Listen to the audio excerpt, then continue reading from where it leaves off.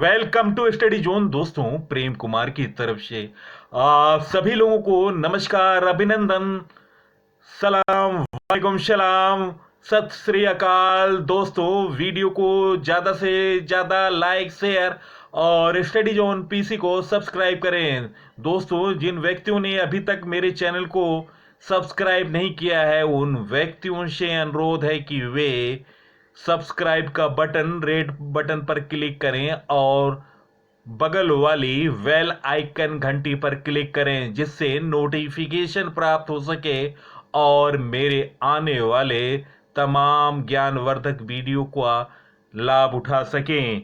दोस्तों, सर्वोत्तम व्यक्ति वे नहीं है जिन्होंने अवसरों का इंतजार किया, बल्कि वे हैं जिन्होंने अवसरों को अपनाया, जीता और सफल बनाया। दोस्तों, इसी मोटिवेशन के साथ मैं आज का करंट अफेयर प्रस्तुत कर रहा हूं। फर्स्ट क्वेश्चन, हाल में किस भारतीय को रासायनिक शस्त्र निषेध संगठन OPCW का बाहरी लेखा परीक्षक किसे नियुक्त किया गया? Option A Ravi Kumar, option B Dev Kumar, option C Girish Chandra Murmu, option D Ashish Mohanty. दोस्तों, इस प्रश्न का सही उत्तर ऑप्शन सी गिरीश चंद्र मुर्मू। दोस्तों, OPCW का full form organisation for the prohibition on chemical weapons. दोस्तों, स्थापना 29 अप्रैल 1997 को हुआ था। महानिदेशक फर्नांडो अरियान्स, मुख्यालय द हेग। नेक्स्ट क्वेश्चन, हाल में किस राज्य सरकार ने वर्ष 2021-22 के लिए जगन्ना विद्या दिव्याना योजना के तहत 672 करोड़ रुपए की पहली किस्त जारी की?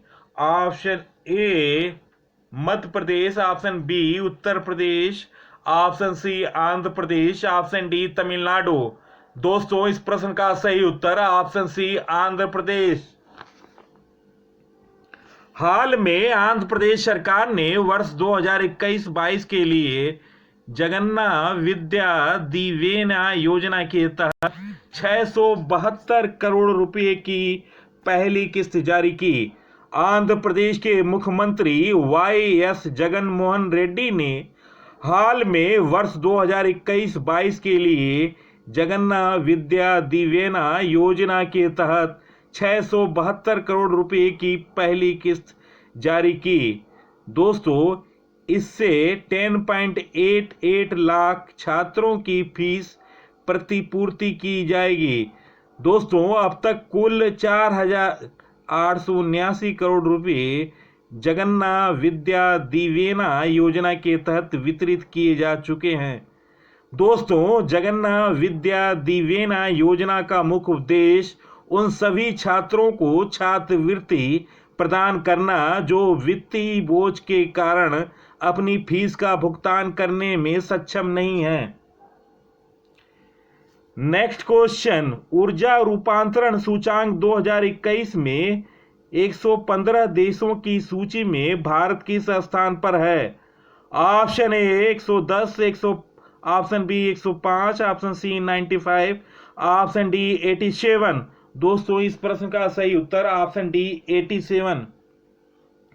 ऊर्जा रूपांतरण सूचांक 2021 में 115 देशों की सूची में भारत 27वें स्थान पर है। इस सूचांक में शीर्ष 5 देश स्वीडन प्रथम, नॉर्वे दूसरे स्थान पर, डेनमार्क तीसरे स्थान पर, स्विट्जरलैंड चौथे स्थान पर और ऑस्ट्रेलिया 5वें स्थान पर है। भारत के पड़ोसी देशों का रैंक चीन 68वें, श्रीलंका 69वें, पाकिस्तान 104 और नेपाल 92वें स्थान पर है। इस सूचांक में जिम्बाब्वे सबसे नीचे 115वें स्थान पर है। नेक्स्ट क्वेश्चन, हाल में किस बैंक ने अतनु चक्रवर्ती को अपना पार्ट टाइम चेयरमैन बनाया? Option A State Bank of India, option B Punjab National Bank, option C HDFC Bank option D Central Bank of India. दोस्तों इस प्रश्न का सही उत्तर ऑप्शन सी एचडीएफसी बैंक। सेवानिवृत्त ब्यूरोक्रेट अतानु चक्रवर्ती को एचडीएफसी बैंक के पार्ट टाइम चेयरमैन पद पर नियुक्त के लिए आरबीआई ने सहमति दी है। अतानु 5 फरवरी 2021 से अगले 3 साल के लिए पद पर रहेंगे। उन्होंने वित्त मंत्रालय, भारत सरकार के department of investment and public asset व डिपार्टमेंट ऑफ इकोनॉमिक्स अफेयर में सेक्रेटरी पर सेवाएं दी हैं। एचडीएफसी बैंक किसी सेवानिवृत्त आईएएस को चेयरमैन नियुक्त करने वाला दूसरा प्राइवेट बैंक बन गया। इससे पहले आईसीआईसी बैंक ने सेवानिवृत्त आईएएस गिरीश चंद्र चतुर्वेदी को चेयरमैन नियुक्त किया था। एचडीएफसी बैंक एसेट्स के लिहाज से सबसे बड़ा प्राइवेट बैंक है।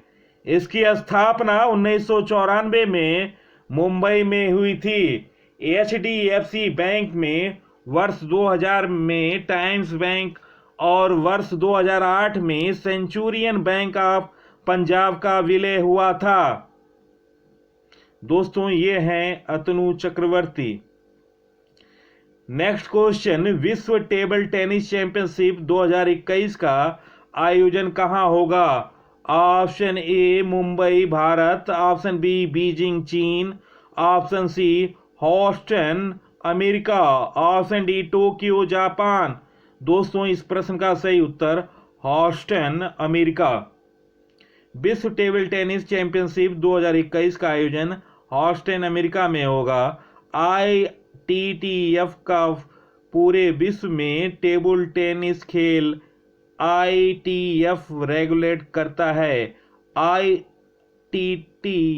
का full form international table tennis federation, अंतर्राष्ट्रीय टेबल टेनिस महासंघ की स्थापना 1926 में की गई थी। मुख्यालय लुसाने स्विट्जरलैंड, अध्यक्ष थॉमस वेकर्ट। नेक्स्ट क्वेश्चन, हाल में किस बैंक ने मास्टर कार्ड के साथ मिलकर मोबाइल आधारित उपभोक्ता अनुकूल भुगतान समाधान पे बाय बैंक ऐप लॉन्च करने के लिए अपनी साझेदारी की घोषणा की? Option A HDFC Bank, option B PNB Bank, option C RBL Bank, option D ICICI bank.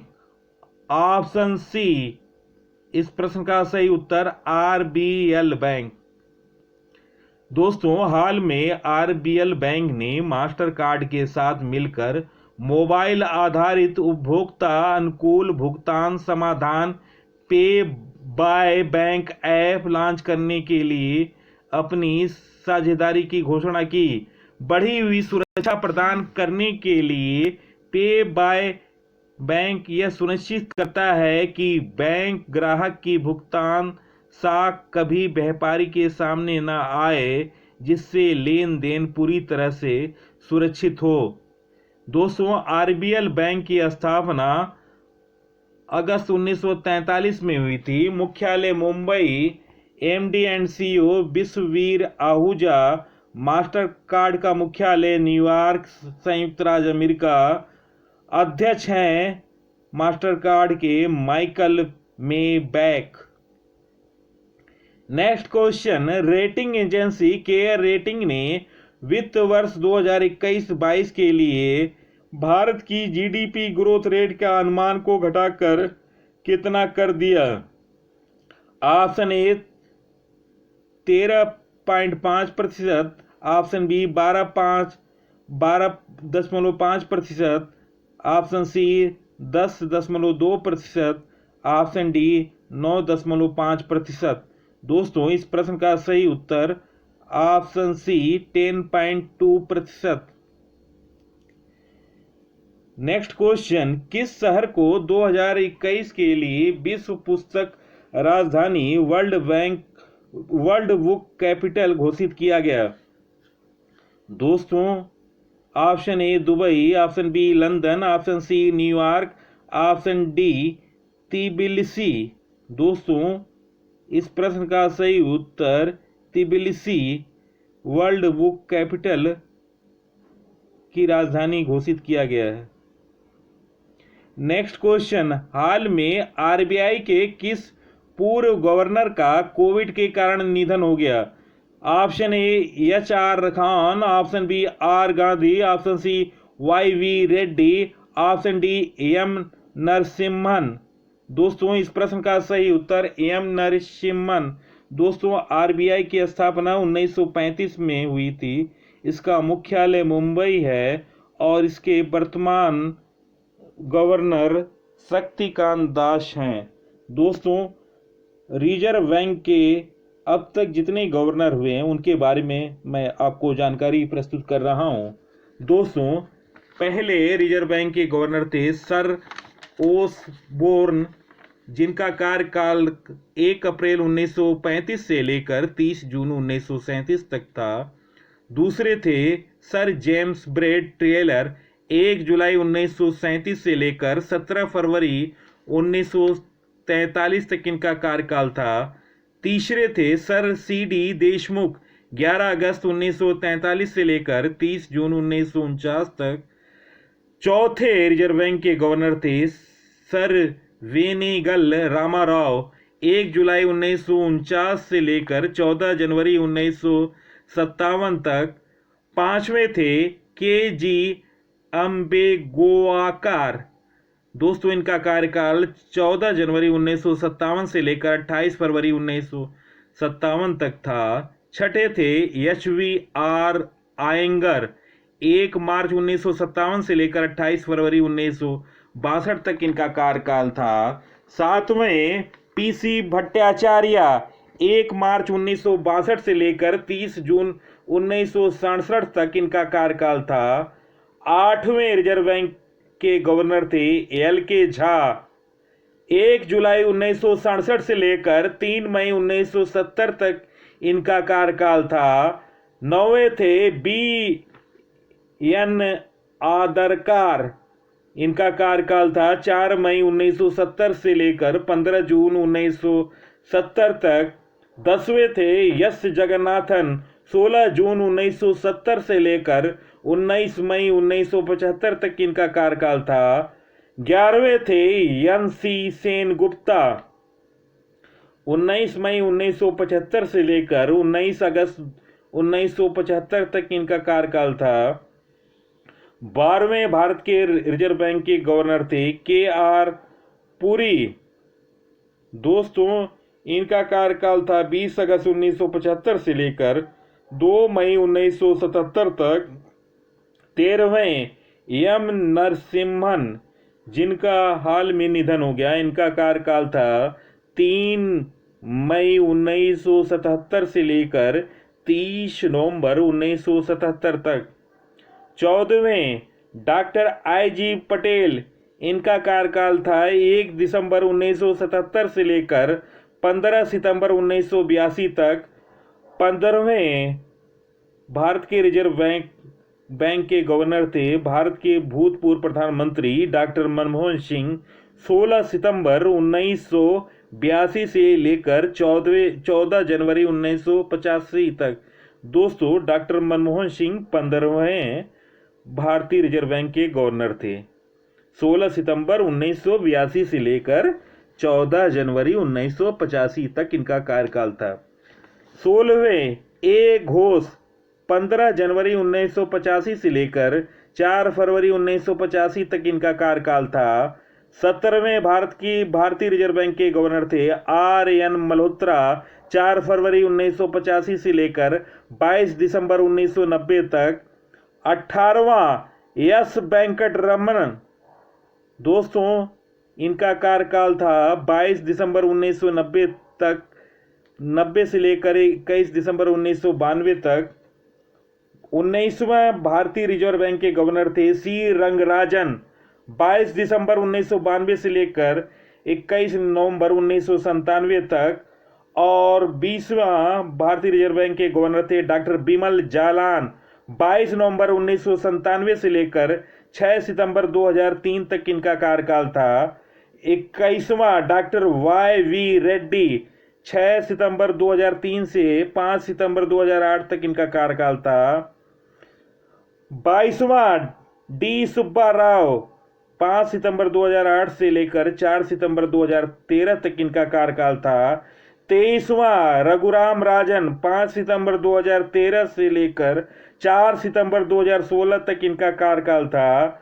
24वां Urjit Patel, 5 सितंबर 2016 से लेकर 10 दिसंबर 2018 तक इनका कार्यकाल था। और 25वां शक्तिकांत दास, 11 दिसंबर 2018 से पदभार इन्होंने संभाला और अभी ये कार्य कर रहे हैं। दोस्तों नेक्स्ट क्वेश्चन, आईपीएल में 6000 रन बनाने वाले खिलाड़ी अभी हाल में कौन बना? Option A Rohit Sharma, Chris Gayle, option C Virat Kohli, option D Robin Smith. दोस्तों इस प्रश्न का सही उत्तर option C Virat Kohli.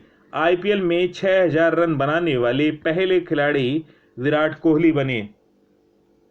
Next question, हाल में किस देश ने कोविड-19 महामारी रिकवरी के लिए विश्व बैंक के साथ $250 मिलियन के लिए समझौता किया? Option A Pakistan, option B Bharat, option C Nepal, option D Bangladesh. दोस्तों इस प्रश्न का सही उत्तर ऑप्शन डी बांग्लादेश। हाल में बांग्लादेश ने कोविड-19 महामारी रिकवरी के लिए विश्व बैंक के साथ $250 मिलियन के लिए समझौता किया। बांग्लादेश की राजधानी ढाका है, राष्ट्रपति अब्दुल हामिद हैं, संसद जातीय संसद है, मुद्रा टका है। विश्व बैंक गठन जुलाई 1944 में हुआ, प्रभावी 1945 में हुआ, मुख्यालय Washington DC. President David Malpass हैं विश्व बैंक के, चीफ इकोनॉमिस्ट कॉर्मेन रिनहॉर्ट। नेक्स्ट क्वेश्चन, बतौर कप्तान कौन सा खिलाड़ी एक ही क्रिकेट टीम से 200 मैच खेलने वाला पहला खिलाड़ी बन गया? Option A Mahendra Singh Dhoni, option B Rohit Sharma, option C Gautam Gambhir, option D David Warner. दोस्तों इस प्रश्न का सही उत्तर महेंद्र सिंह धोनी, ऑप्शन ए इस प्रश्न का सही उत्तर है। बतौर कप्तान महेंद्र धोनी एक ही क्रिकेट टीम से 200 मैच खेलने वाले पहले खिलाड़ी बन गए। दोस्तों आईपीएल के 12 मैच में राजस्थान रॉयल्स के खिलाफ मैदान उतरने के साथ ही महेंद्र सिंह धोनी ने एक नया कीर्तिमान भी अपने नाम कर लिया। वे किसी एक फ्रेंचाइजी के लिए 200 मुकाबले में कप्तानी करने वाले पहले खिलाड़ी बन गए। हाल में धोनी ने चेन्नई के खिलाफ 200 मैच खेलने का रिकॉर्ड बनाया था। अब उन्होंने न एक कदम आगे बढ़ते हुए इस फ्रेंचाइजी के लिए 200 मैच में कप्तानी करने का रिकॉर्ड बना लिया। नेक्स्ट क्वेश्चन, भारत के 48वें मुख्य न्यायाधीश के रूप में 23 अप्रैल 2021 को किसने शपथ लिया? Option A justice Deepak Mishra, option B Ranjan Gogoi, option C Arvind Bobde, option D justice N V. Ramana. दोस्तों इस प्रश्न का सही उत्तर option D justice N V. Ramana. दोस्तों जस्टिस एन.वी. रमन्ना देश के 48वें chief justice of India CJI के रूप में अपना कार्यभार संभाल लिया। राष्ट्रपति रामनाथ कोविंद ने उन्हें 24 अप्रैल 2021 को शपथ दिलाया। दोस्तों वे मौजूदा मुख्य न्यायाधीश SS बोबड़े के बाद दूसरे सीनियर मोस्ट जज थे। बोबड़े ने ही जस्टिस रमन्ना के नाम को प्रस्तावित करके राष्ट्रपति को भेजा था। दोस्तों justice Ramana Andhra Pradesh high court के पहले ऐसे जज थे जो मुख्य न्यायाधीश बनने जा रहे हैं। जस्टिस रमन्ना 26 अगस्त 2022 को रिटायर होंगे। यानी उनका कार्यकाल 2 साल से कम समय बचा। दोस्तों, जस्टिस रमन्ना का जन्म 27 अगस्त 1957 को आंध्र प्रदेश के कृष्णा जिले के पोनवरम गांव में हुआ था। 10 फरवरी 1983 को उन्होंने वकालत शुरू की। 27 जून 2000 को जस्टिस रमन्ना आंध्र प्रदेश के हाई कोर्ट में अस्थायी जज के तौर पर नियुक्त हुए। जस्टिस रमन्ना को फरवरी 2014 में सुप्रीम कोर्ट का जज नियुक्त किया गया था। उन्होंने 10 फरवरी 1983 को वकालत के साथ कैरियर की शुरुआत की थी। जस्टिस रमन्ना 3 ऐतिहासिक फैसलों में शामिल थे। जस्टिस रमन्ना ने 10 जनवरी 2020 को जम्मू कश्मीर में इंटरनेट के निलंबन पर तत्काल समीक्षा करने का फैसला सुनाया था। दोस्तों, वे उस ऐतिहासिक बैच में शामिल थे जिन्होंने 13 नवंबर 2019 को सुप्रीम कोर्ट उच्चतम न्यायालय के ऑफिस को आरटीआई के दायरे में लाने का फैसला किया। जस्टिस रमन्ना और जस्टिस सूर्यकांत की बेंच ने जनवरी 2021 में फैसला दिया कि किसी घरेलू महिला के काम का मूल्य उसके ऑफिस जाने वाले पति से कम नहीं है। दोस्तों, भारत का सर्वोच्च न्यायालय 26 जनवरी 1950 को स्थापित किया गया था। इसका उद्घाटन 28 जनवरी 1950 में भारतीय संविधान के अनुच्छेद 124 के तहत भारत के मुख्य न्यायाधीश को राष्ट्रपति नियुक्त करता है, अर्थात सुप्रीम कोर्ट के मुख्य न्यायाधीश भारत के राष्ट्रपति द्वारा पद और गोपनीयता की शपथ दिलाई जाती है। दोस्तों, न्यायमूर्ति वाई चंद्रचूड़ सबसे लंबे समय तक सेवारत मुख्य न्यायाधीश थे। इनका कार्यकाल फरवरी 1978 से लेकर जुलाई 1985 यानी कुल उन्होंने 2696 दिनों तक कार्य किया था। और लेकिन सबसे कम समय तक कार्य किया कमल नारायण सिंह, जिन्होंने मुख्य न्यायाधीश के तौर पर 25 नवंबर 1991 से लेकर 12 दिसंबर 1991 तक केवल मात्र 17 दिनों तक कार्य किया। दोस्तों, भारत के मुख्य न्यायाधीश के बारे में ये हैं भारत के 48वें मुख्य न्यायाधीश एन.वी. रमन्ना। दोस्तों, भारत के मुख्य न्यायाधीश से संबंधित विस्तृत जानकारी के लिए मेरी नवीनतम जानकारी सीरीज 13 में आप भारत के मुख्य न्यायाधीश 1950 से लेकर 2021 तक की विस्तृत जानकारी, और उसमें मैंने 24 क्वेश्चनों का सिलेक्शन किया है जो आपके आने वाले परीक्षा के लिए महत्वपूर्ण है।